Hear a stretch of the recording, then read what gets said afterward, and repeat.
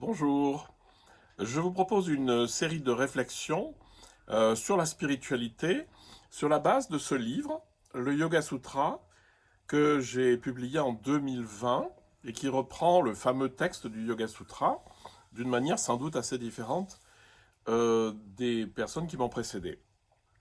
Et donc je vais vous faire quelques vidéos qui vont mettre certains éléments en valeur.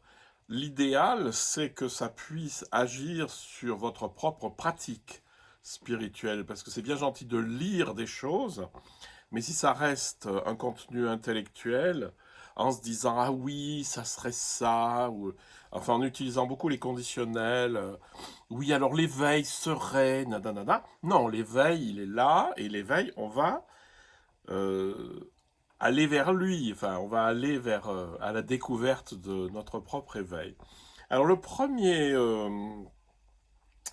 mot que je vais regarder, qui se trouve dans ce livre et qui est très important, c'est le mot karma. Alors tout le monde a entendu parler du karma.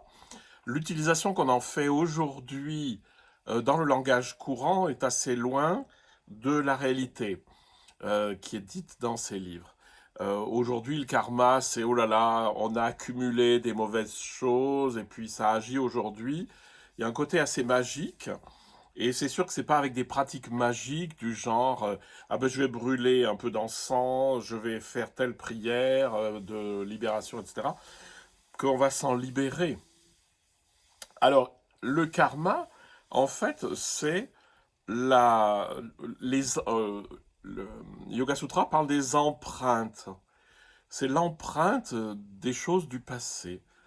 Maître Eckhart va dire la même chose, il va utiliser l'idée du sceau, le sceau dans la cire.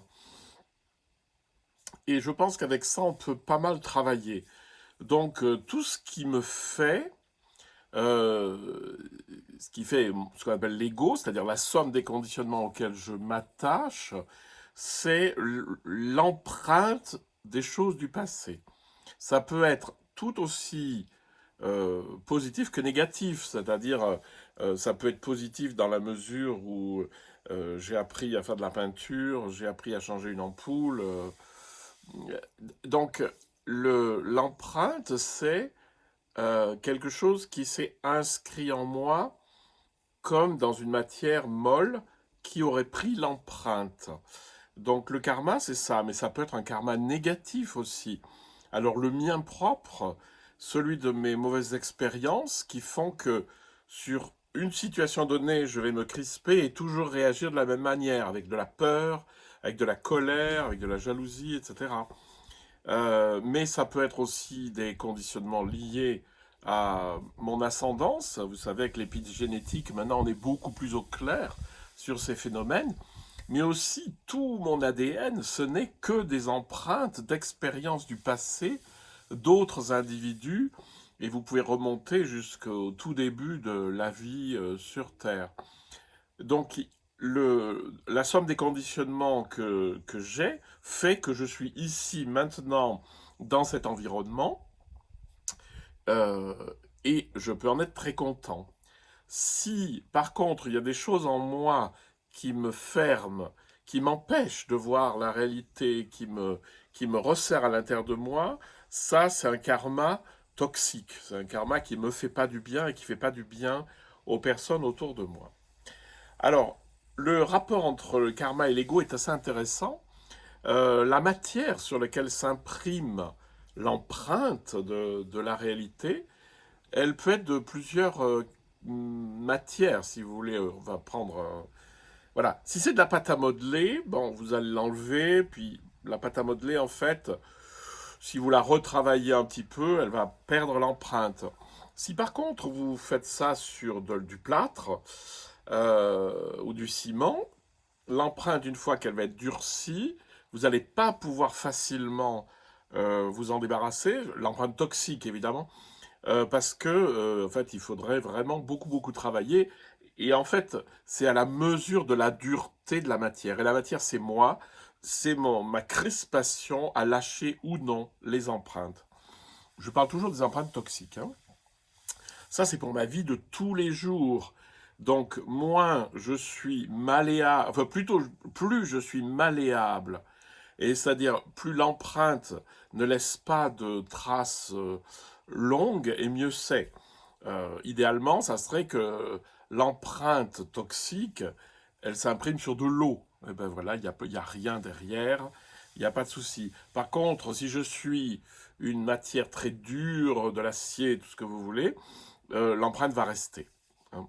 Alors ça, c'est au niveau de ma vie. Et là, on sait très bien qu'il faut, pour aller mieux dans notre vie, pour être heureux, que les conditionnements négatifs, toxiques, se dissolvent. Mais par contre, tous les conditionnements positifs que j'ai acquis, bah, il faut bien que je les garde. Hein. Mais ça, c'est au niveau de la vie.